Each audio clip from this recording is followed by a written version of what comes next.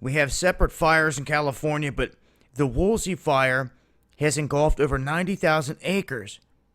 And they're saying at this point they believe that the fire spread over a Superfund site.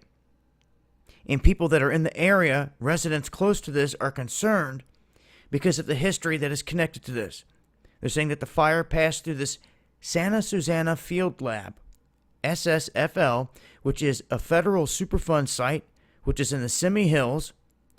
And they're saying that it is the site of the worst nuclear meltdown in U.S. history that took place in 1959.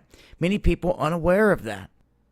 And we have the California Department of Toxic Substances Control saying that there was no reason to be concerned or any risk other than those normally present in a wildfire situation. The locals there aren't so sure. They're pointing out that in the past, the agency has dragged its feet in trying to clean up these sites. And we also have physicians in the area pointing out that the land is now owned by Boeing and that it remains radioactive and polluted despite the agency's promise to clean it up 8 years ago. They're citing that these toxic materials are in the soil and in the vegetation, and when it burns, it becomes airborne in the smoke and in the ash, and there's a real possibility of exposure. Now, a similar incident like that happened a few years back in New Mexico around the Los Alamos lab and everything around there, all the territory that had toxic substances buried on it, radioactive stuff buried on it.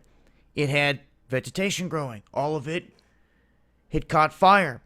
They then shut off the air monitoring stations, which was highly suspect. The plume traveled through a couple states. They then brought them back up. We caught the last tip reading showing that something went through there. Then they announced, yeah, there was a release, but no one needed to fear anything.